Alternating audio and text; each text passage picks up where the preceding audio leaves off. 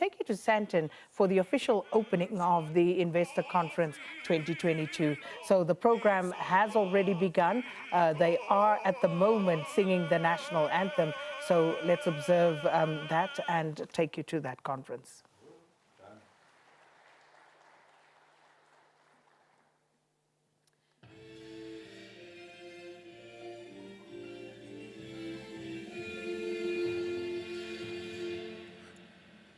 Let us all unite and celebrate together the victories won by our liberation.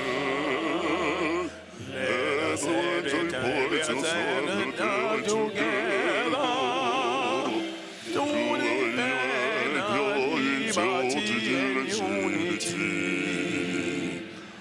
Oh, sons and daughters of Africa, flesh of the sun and flesh of the sky, let us make Africa the tree of life. Let us all unite and stay together.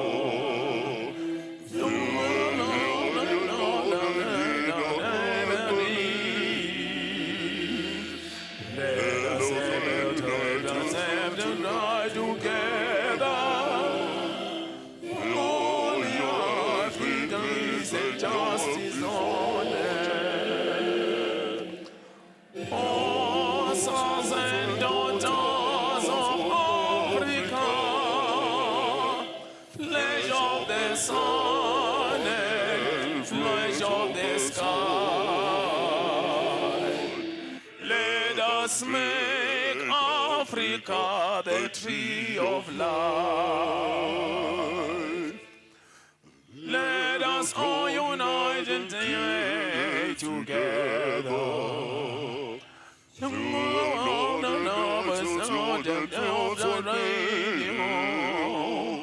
Let us die together.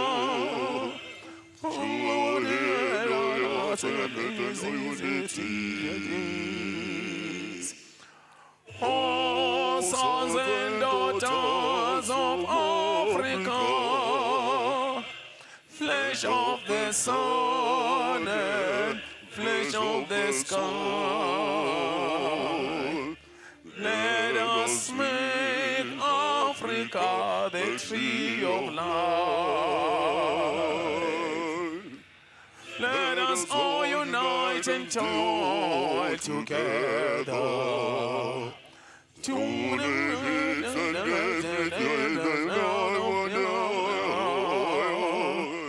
Let us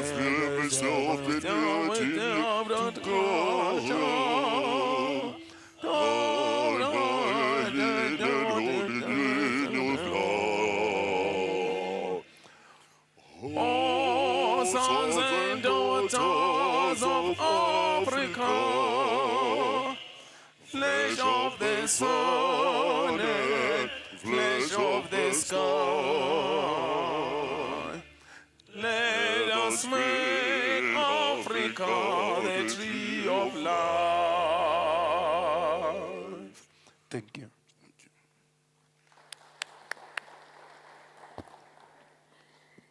His Excellency President Cyril Ramaphosa, the President of the Republic of South Africa, His Excellency Dr. Akinwumi Adesina, President of the African Development Bank, Honorable Ministers, Premiers present, government officials, deans and members of the diplomatic corps, captains of industry, leaders in civil society and academia, media colleagues, distinguished guests, and our online audience, ladies and gentlemen, good morning and a warm, warm welcome to the South African Investment Conference 2022. My name is Nozipho Shabalala, and it is an absolute privilege to serve you as your program director today.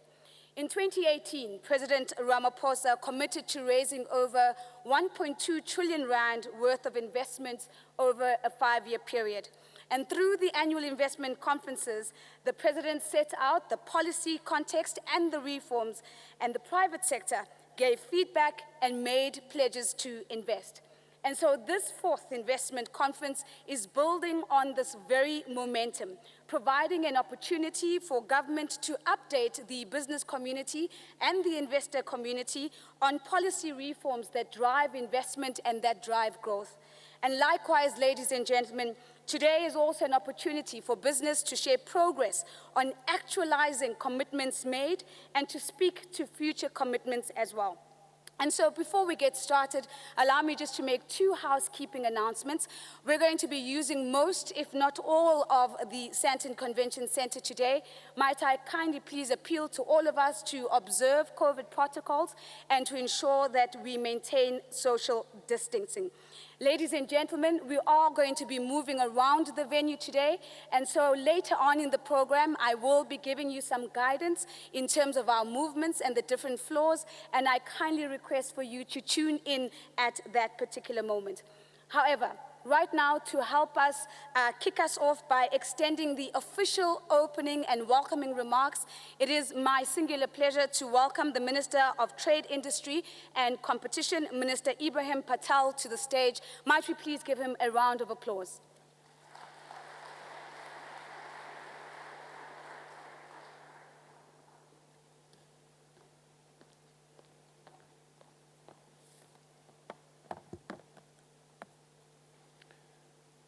On behalf of the South African government, I wish to warmly welcome you to this beautiful, on this beautiful day, to this fourth South African Investment Conference.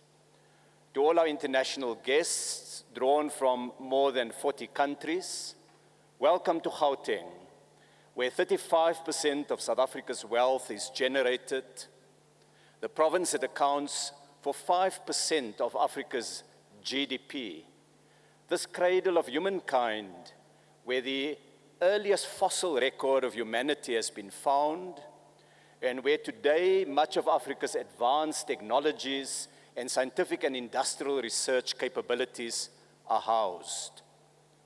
We welcome today's small businesses who provide important services to the community, large businesses who employ millions of citizens, Black industrialists and global financiers, union leaders and community delegates, manufacturers, producers of energy, miners, and filmmakers.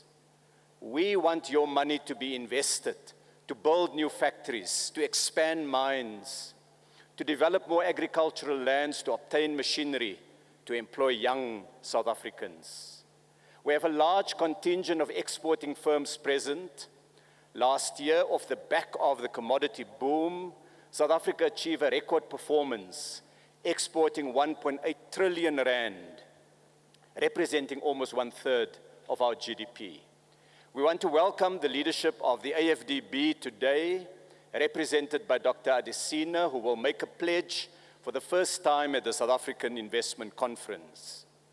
I also want to welcome members of Cabinet who are present here today in large numbers.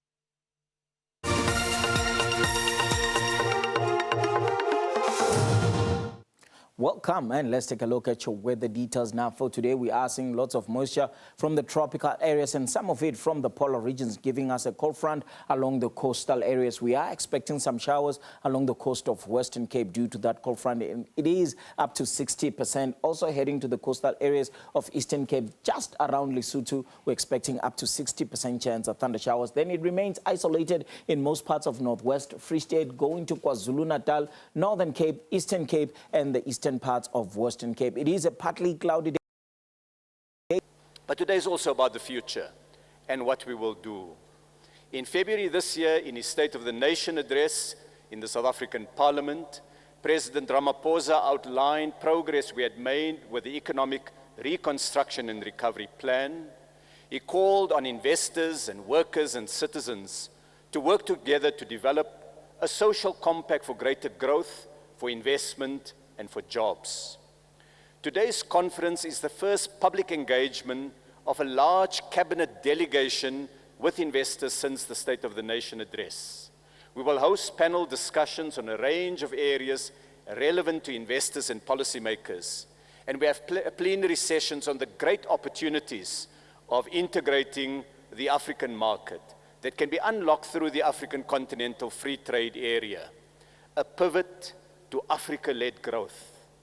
And within a few hours, a number of pledges will be made by investors for new investment in the South African economy. Pledges that will focus on sectors that have driven innovation, like the production of vaccines and the shift to digital services. Pledges that will seek to plug the gap in South Africa's energy supply through building and supplying new sources of energy. Commitments from filmmakers and fashion producers that drive the creative sector. Announcements from traditional heavy manufacturing industries ranging from steel and metal fabrication to those who build cars and who grow and make food. Pledges from firms operating in special economic zones and from the small business sector. And pledges of significant sums of money from development finance institutions and funding agencies globally and in South Africa. The conference will highlight South Africa's resilience and the productive energies and engines that are created through investment that in turn create jobs. We are getting South Africa back to work. The President put the cat among the pigeons in 2018 when he challenged us to meet a target of attracting 1.2 trillion rand of new investment within a 5-year period. It got us to travel abroad to tell the South African story, to visit local construction sites where a special economic zone was being built, factories where cars and pickup trucks were rolling off the production lines, sites where anesthetic, medication, and COVID vaccines were manufactured for the first time on the African continent, and film locations where movies were being produced, employing South Africans, bringing value to our economy. It helped to focus our work and the metric of success. And the person who's really catalyzed us, got us to focus on this, is the one that I want to introduce now, and I want to welcome the President of the Republic, His Excellency Matamela Cyril Ramaphosa, call on His Excellency to officially open the conference and give the keynote address. Mr. President, the floor is yours. Please welcome the President.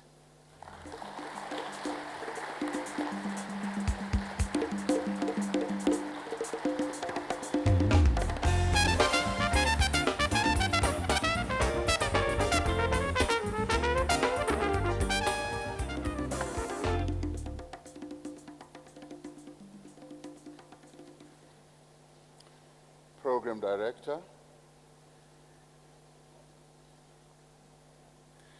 Ministers, Deputy Ministers, Premiers, Dr. Adesina, President of the African Development Bank, captains of industry and leaders of business organizations, distinguished guests and ladies and gentlemen, it gives me a great deal of pleasure to welcome all of you to South Africa, those who have come from far and afield, and particularly to our 4th South African Investment Conference. We meet at a time when our country, like many other countries around the world, are facing huge challenges as a result of COVID-19 pandemic. Yet it is also a moment of great opportunity and promise for development, for business building, and for restoring the lives of our people. For 2 years, our world has been battered by a pandemic far worse than any experienced in more than a century. Our economy, like so many around the world, has been severely damaged. Unemployment has risen, resulting in the loss of some 2 million jobs in South Africa. Businesses have closed and families across our nation have suffered great hardship. But it could have been far worse. Had we not acted swiftly to contain transmission and strengthen our health facilities, many more people would have gotten ill and many more lives would have been lost. Had we not introduced an unprecedented social and economic relief package, many more businesses would have closed and many more jobs would have been lost, and indeed many more people would have gone hungry. Not only did these measures provide vital and needed support to those most affected by the pandemic, they also established a foundation for the recovery of our economy. Due to the decline in COVID infections, also due to the decline in hospital admissions and deaths, and thanks to the levels of vaccination and people immunity or herd immunity, as they say, we have entered a new phase in the management of the pandemic. We've been able to remove almost all restrictions on the social and economic activity, enabling our people and our businesses to almost move back to pre-COVID days. We're learning to live, we're also learning to work and to build back and reconstruct with the virus in our midst. This fourth investment conference could not be taking place at a better time, just as the country is casting off the long shadow of the pandemic and embarking on a concerted and determined recovery. We are not unaware of the challenges our country faces, and there are many. We know that our challenges are huge, they are gigantic, they are also complex, and they are also protracted. But we are neither defined by these challenges, nor are we daunted by them. Rather, we are dedicated to surely, steadily, and decisively overcoming them. And I'm not here to pretend that these challenges are not real, because they are real. I'm also not here to downplay these challenges, but I am here to share with you about what has been done and what we are doing to meet the many challenges our country faces. I'm also here to say that the government of the Republic of South Africa is making progress along the difficult but necessary path of reform that we have embarked on some 3 years ago, that we are starting to see some of the results that we envisaged. Nowhere is this difficult path more apparent than in the one sphere that really determines the life of our people and the economy of our country, which is energy. No economy can operate without a reliable supply of electricity. That is why we have undertaken the most extensive transformation of our energy sector in nearly a century. In December last year, Eskom, our energy company, met its deadline of establishing a separate transmission entity and is set to complete the process of unbundling into separate entities for generation, transmission, and distribution by the end of this year. We are moving ahead to facilitate a competitive market for electricity generation and the establishment of an independent state-owned transmission company. We have a deficit of some 4,000 megawatts of energy supply due to the aging of our power stations and many other technical difficulties that they continue to experience. We are working with the private sector to fast-track investment to unlock a potential 4,000 of embedded generation.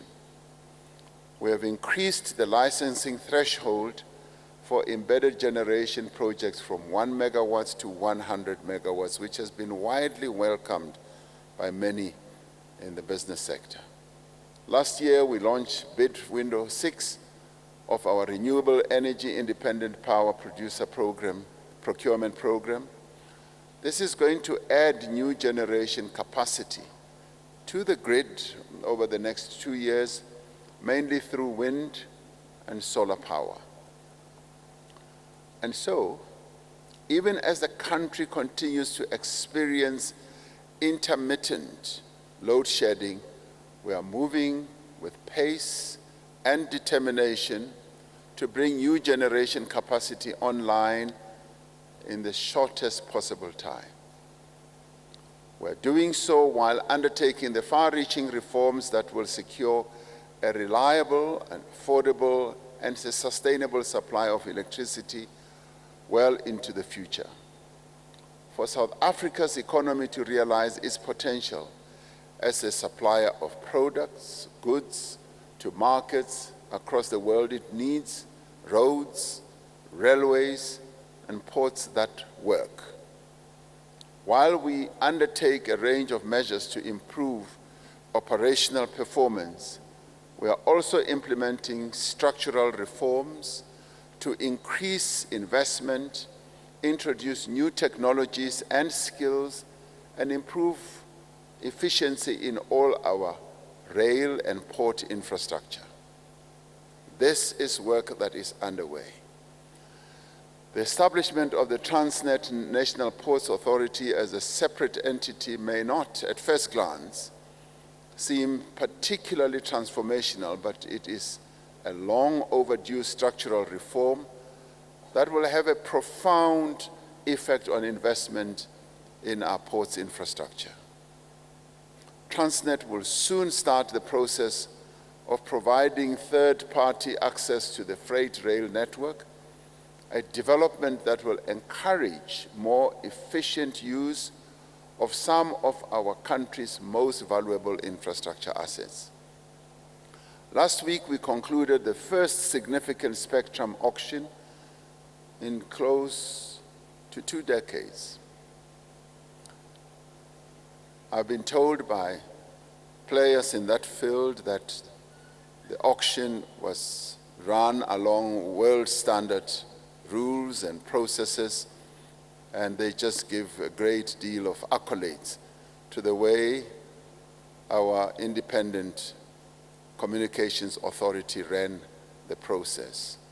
They said world class, and that is a word I always want to hear, world class. So I was very pleased.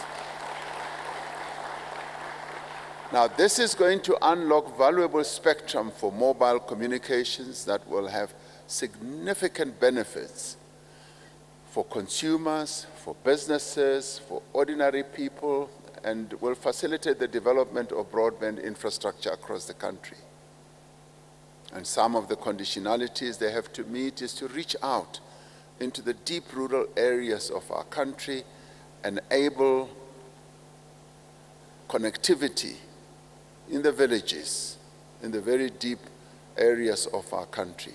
Soon we'll be completing the migration of our TV signal from analog to digital, unlocking much of our country's digital potential. It has taken a long time, but as they say, it's better late, a little late than never. So this is what is happening now. Our state-owned enterprises have been a huge drain on the fiscus over the years. Our reform process is aimed at bringing this to an end and making sure that our state-owned enterprises are profitable and they run properly. Like many other countries, we are transforming our entire approach to state-owned enterprises so that they are better able to fulfill their vital social as well as economic functions. We have revised our critical skills list, which will enable us to attract skilled professionals to work and to do business in South Africa. It is our ambition to be an economy and a society that is open to the global skills that attracts talent, expertise, and innovation to South Africa.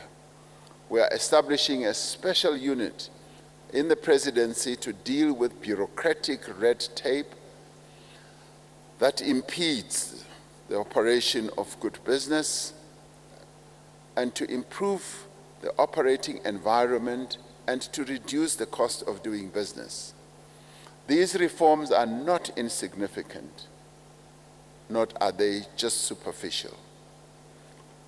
They are contributing to an economy that, despite the setbacks of the last 2 years, is developing and transforming and moving forward. We can see the signs of this everywhere.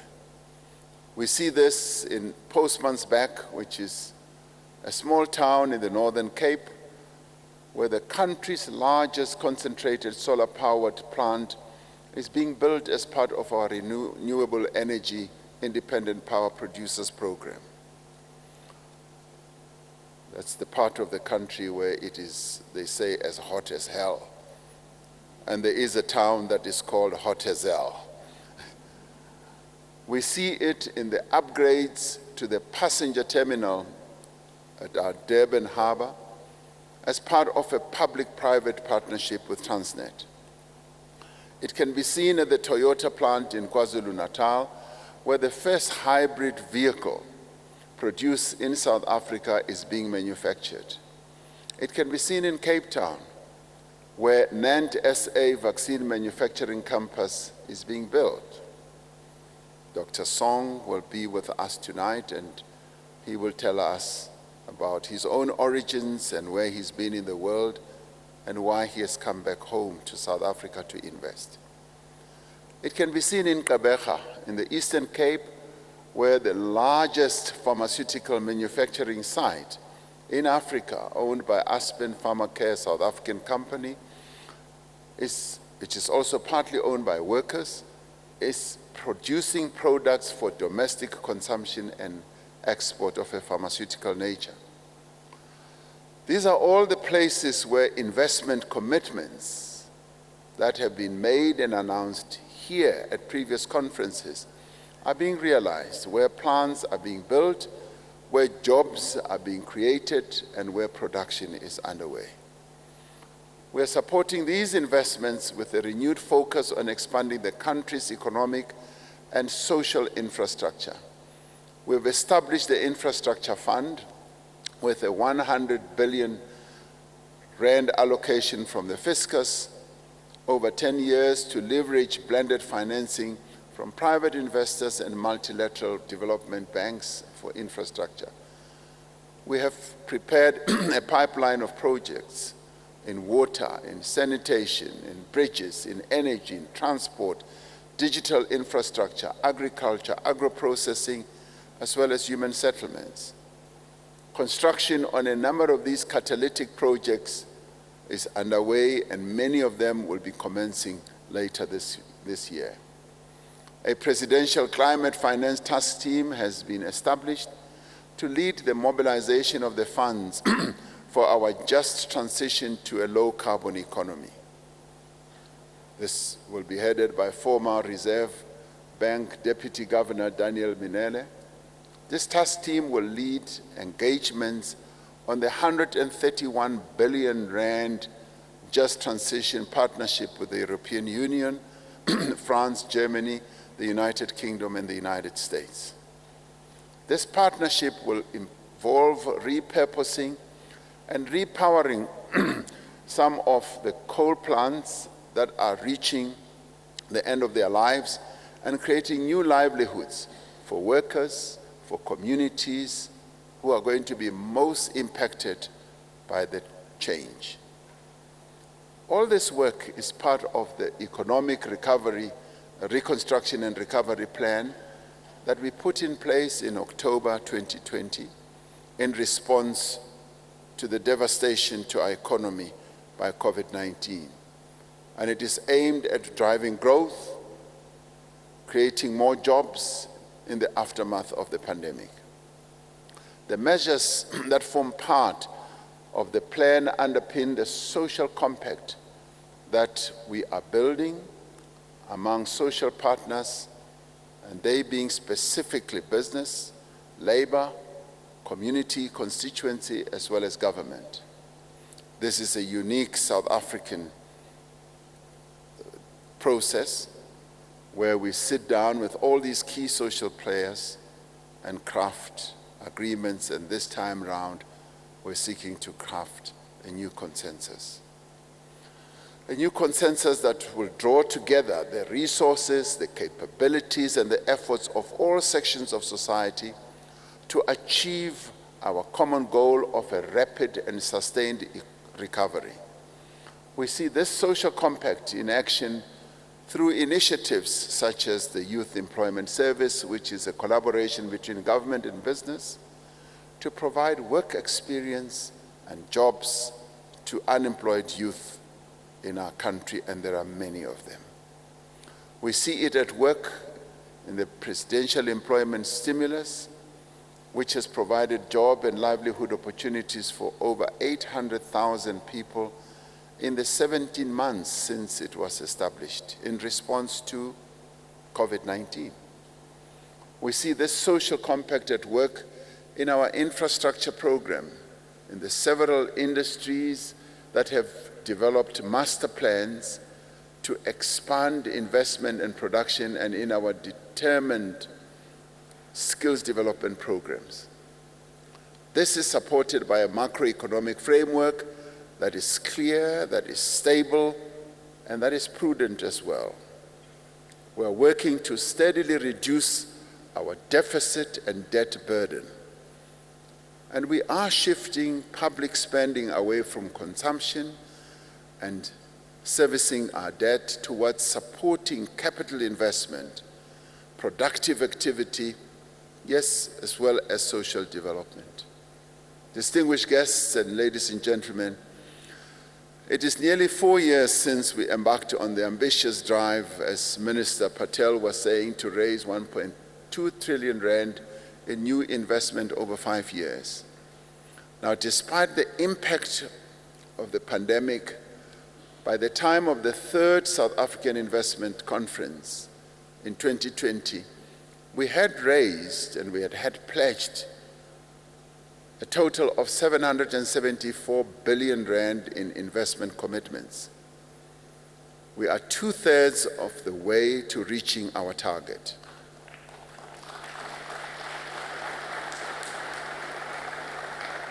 Now, of the 774 billion committed, around 316 billion has so far been invested, and the rest is in the way of being processed. Of the 152 investment pledges, 45 projects have been completed. A further 57 are under construction. 15 have been put on hold in several cases due to the impact of the pandemic. The investments that have been realized since our first conference have created jobs, have increased localization, and have expanded local value chains. They have brought skills, they've also brought technology and know-how into our economy. Whether it is a young person employed in a data center, a worker at an auto plant, or a small business supplier to a renewable energy plant, these investments are impacting on the lives of a number of our people, and I wish it was all of our people, but there are always these limits. The chance to earn a decent livelihood is fundamental to the dignity and the worth of every human being. And it is these investments that are making the difference. Today, at this 4th South African Investment Conference, many companies, and represented by many of you here, will come forward to make new investment commitments. And we thank you for being here, and we thank you for having the investment determination to come forward and make those pledges. You will do so because you see opportunity in this country. You see beyond the difficulties and the challenges, and that is why you will come to this platform and make those pledges. You also see the reform process that is underway that is bearing fruit. You see an open society that has enabled us to weather many storms, and there have been many storms.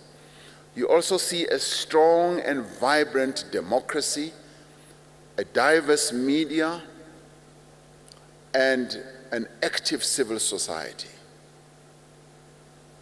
These are enshrined also, their rights are also enshrined in our Constitution. But you also see durable institutions. You see, for you to invest, you see that there's an independent judiciary in our country and the rule of law. After a decade of state capture,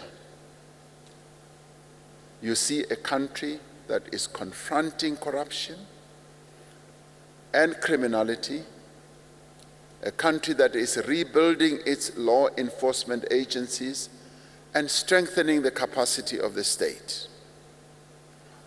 You also see a well-regulated banking, financial, and taxation system and a transparent budget process in operation in South Africa.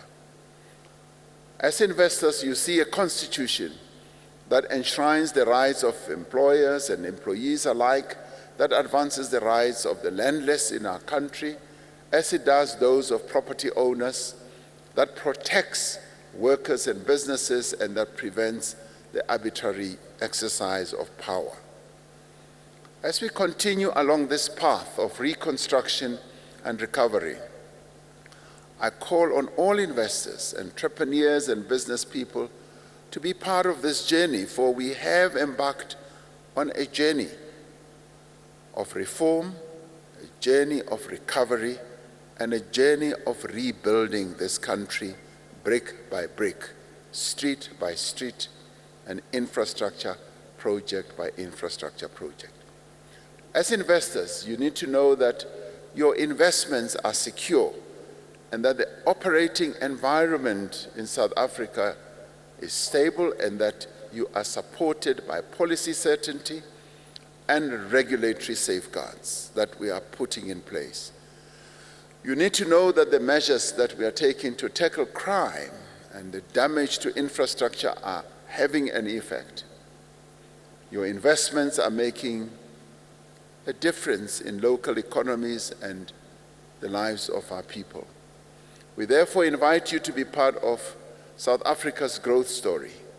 We invite you to be part of a young, dynamic, resilient nation, positioning itself at the front and at the forefront of progress and change. We are forging ahead to transform our economy, to unlock our country's potential, and to create meaningful livelihoods for all our people. Along the way, yes, there will be challenges, there will be hurdles, but we are determined to overcome. And we are determined also to leave no one behind in South Africa. I therefore invite you, as you make your pledges today, to join us in this journey, a wonderful journey of rebuilding South Africa. Thank you very much.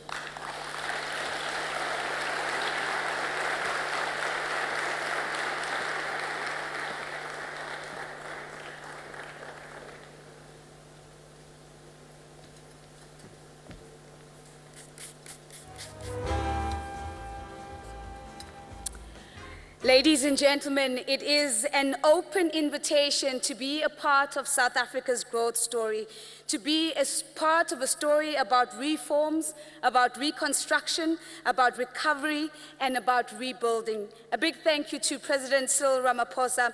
Ladies and gentlemen, we're moving on to a special address now that we're going to hear from an African optimist. An African optimist who's not only shaping the narrative of an Africa-led growth, but is certainly proving the business case for an Africa-led growth through the African Development Bank. Please help me welcome the President of the African Development Bank, Dr. Akanumi Adesina.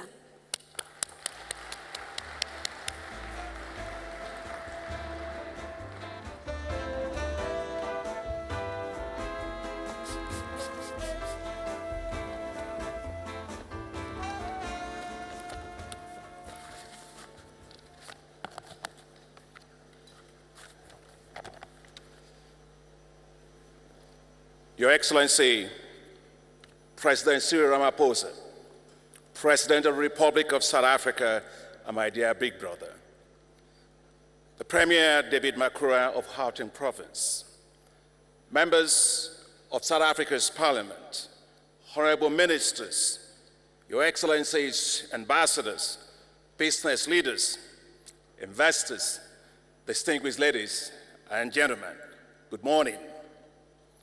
Thank you, Your Excellency, Mr. President, for such an inspiring, visionary speech loaded with incredible results. Now, please let me express my personal feeling before I start. This is a very responsive, focused, determined, and accountable president. Mr. President, you're way too modest for all of what you have achieved. And as you realize those numbers, please, I would like us to rise and really applaud him, because it's a fantastic job the president has done.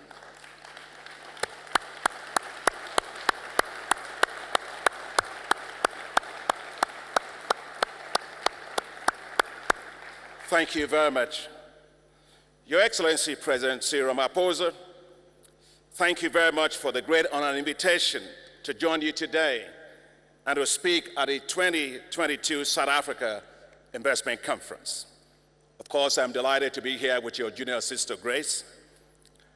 I remember in 2018 when you came up with this idea of a South Africa Investment Conference. It was at the same time that the African Development Bank and its partners were establishing the African Investment Forum here in Johannesburg. They say great minds think alike. Well, I think visionaries also do. They see the big picture of success long before others do. You were visionary. You were bold. You understood that the economy, for it to grow, South Africa needed to expand private sector investments and to create jobs. Investors responded positively. They saw an economy powered by a business-savvy president who acts like a chief executive officer, and they showed their interest and support with their checkbooks. The South Africa Investment Conference has mobilized 774 billion rands. Congratulations, Mr. President. Congratulations, South Africa. The point was made loud and clear. South Africa is bankable. Your Excellencies, ladies and gentlemen, I have seen President Ramaphosa in action in Africa and globally. He treats every engagement as if he is in a boardroom. He even sold some of the Ankole cows on his farm and struck hard bargains, including for Cinderella, for Zaria, and Fafa, which is sold to a family member, no discount. What a deal maker, Mr. President. President Ramaphosa, with incredulous zeal and resolute and disarming calmness, with sophisticated hands like somebody on the spindle, weaves every deal thread into beautiful investment tapestries. I can tell you, President Ramaphosa is South Africa's #1 salesman to the world.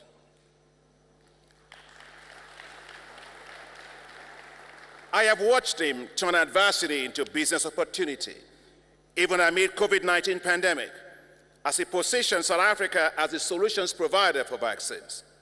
Today, the world has turned to South Africa's BioVac and Aspen Pharmacare to manufacture vaccines in South Africa. Today, thanks to his leadership and business savviness, Johnson & Johnson set up the continent's first mRNA vaccine manufacturing plant to supply 300 million doses. Not only is South Africa the leading industrialized country in Africa, it is also a pace setter. Thanks to South Africa's scientists and leadership, Omicron was identified even before the world woke up.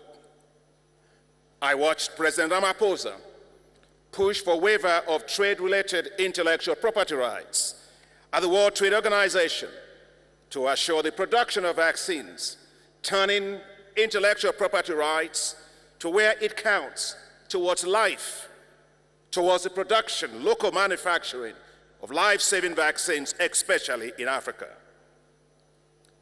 When the African Development Bank and its partners, which includes the Development Bank of South Africa, Africa 50, Afri-Exim Bank, Trade and Development Bank, Africa Finance Corporation, the Islamic Development Bank, and the European Investment Bank organized the first Africa Investment Forum right here, right in the same place at the Sandton Center in Johannesburg. President Ramaphosa supported us fully, together with Premier David Makhura of Gauteng. He joined us as we marketed deals and projects to global investors. It was the spirit of Ubuntu. I am because you are. The inaugural Africa Investment Forum in 2018 brought together project sponsors from 24 countries right here in Johannesburg.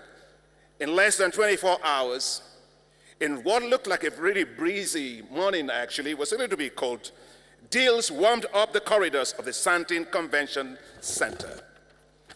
Investment deals worth $38.7 billion were secured. It was a landmark for Africa. We were back right here in Johannesburg for the Africa Investment Forum in 2019, and deals worth $40.1 billion were also secured within less than 72 hours at the Africa Investment Forum. There's something about the Sandton Convention Center. I think great things happen from here. Among the deals already closed for South Africa includes a $500 million for Africa Infrastructure Investment Fund, $350 million for a beef processing project in South Africa. Among them also is a $25 billion liquefied natural gas project for Mozambique, which will make it the third largest producer of liquefied natural gas in the world. And I would like to thank you especially, Mr. President, because that investment had some projects in the Cabo Delgado area. I want to thank you for your outstanding leadership and those of the SADC heads of state and government, and that of President Kagame of Rwanda that made it happen. The place is stable now. Thank you very much, Mr. President. And the beat goes on. Last week, the Africa Investment Forum investment boardrooms for 2021, earlier postponed due to Omicron, held virtually. With 300 investors from around the world, it was all about deals, deals, and deals. Again, within 72 hours, it secured $32.8 billion worth of investment interest for projects in Africa. This includes $15.6 billion for the Lagos to Abidjan Highway Corridor, a $3.5 billion railway project to connect Tanzania, Burundi, Democratic Republic of Congo, and Rwanda. The deals also included a $140 million health fund right here in South Africa to provide access to world-class oncology care. So in just 3 years, the Africa Investment Forum, which we started right from here, has become Africa's premier investment marketplace, mobilizing $100 billion of investment interest to Africa. Ladies and gentlemen, Your Excellency, Africa is bankable. Your Excellencies, the African Development Bank believes in South Africa. You can see it in what we do. The bank's current portfolio of investment in South Africa totals $3.2 billion. The African Development Bank's current financing to South Africa's private financial sector amounts to 16.5 billion rands, or $1.1 billion, including support to the Development Bank of South Africa and lines of credit and trade finance facilities to leading domestic banks. The African Development Bank provided a loan of 6.2 billion rands, or $413 million, to Transnet, which His Excellency, Mr. President, mentioned. This has allowed Transnet to modernize its rolling stock fleet, acquire new rolling stock, and increase its freight capacity by 120%, from 80 metric tons to 176 metric tons. We provided a total of 48 billion rands, that's $3.2 billion, to the energy sector, which His Excellency, Mr. President, also mentioned, including Eskom's capital expenditure and the Medupi Power Project. Your Excellency, distinguished ladies and gentlemen, the bank has since gradually shifted our financing towards renewable energy. We supported the 100 megawatt SAIC wind power plant with 884.9 million rands, or $69 million. We supported Zina 100 megawatts solar concentrated power plant with 1.45 billion rands. And last year, Mr. President, we financed the Redstone 100 megawatts solar project with 2.3 billion rands, or $152 million. Mr. President, I did ask you to please help us unlock the challenges being faced for this project. I was excited when you talked about the presidential unit in your office. You did, and you brought it back on track. Your intervention, Mr. President, paid off. 8 days ago, the Redstone Solar Project was awarded the African Renewable Deal of the Year by the prestigious IJ Global Journal. Congratulations again. We supported the Medupi coal power plant. We will now move to support the drive towards renewable energy strongly in South Africa as you drive towards net zero emissions. Mr. President, I salute your leadership and commitment in driving energy transition for South Africa.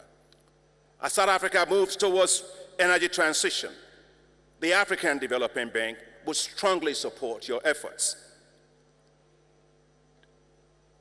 Distinguished ladies and gentlemen, net zero cannot be achieved with zero financing. The African Development Bank is preparing a 6 billion rand support, which will be $400 million, towards the support of Eskom in its transition to renewable energy. I applaud the G7 countries for their commitment of $8.5 billion to South Africa's just energy transition.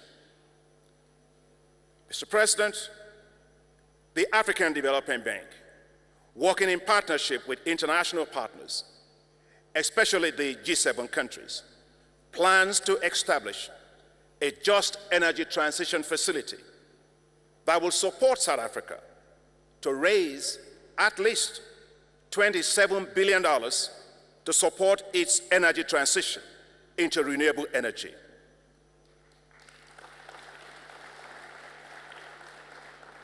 We will do it, Mr. President, without South Africa getting into debt, and that's very important. This will transform South Africa into a global leader in energy transition. It will move South Africa away from coal into renewable energy. It will reduce pollution and negative externalities of impacts of carbon emissions on health and the environment, It is an excellent opportunity to recalibrate the Southern African economy to generate thousands and thousands of green jobs, empower new green industries for a more competitive economy for South Africa. Mr. President, you can count on the African Development Bank. We will help you to make it work. We promise, we deliver. Mr. President, because you are also a big shareholder of the African Development Bank, it's important for me to say to you and to South Africans that you can be proud of the African Development Bank, your bank. In 2021, the African Development Bank was ranked the best multilateral financial institution in the world by Global Finance, the renowned US financial magazine. The African Development Bank strongly supports South Africa's investment conference, from energy to infrastructure, the establishment of agro-industrial parks, to support to the private sector, small and medium-sized enterprises to create jobs for the youth especially, as you said, Mr. President. We will provide robust support. Your Excellency, Mr. President, and therefore delighted to announce that the African Development Bank will commit 42.5 billion rands, that's $2.8 billion, to South Africa over the next 5 years.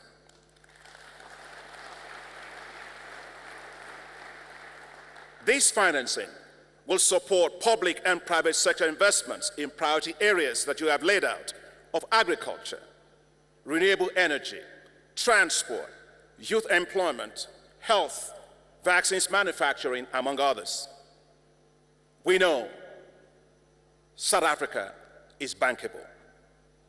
Your Excellency, Mr. President, ladies and gentlemen, the African Development Bank will be by your side as South Africa powers its economy forward for a more glorious future, a greater and better future, with quality jobs for South Africa's youth, a greater and better future for South Africa's resilient women.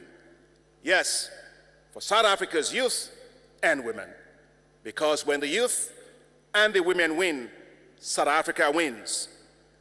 I believe in South Africa. If you believe in South Africa, say I do. Thank you very much.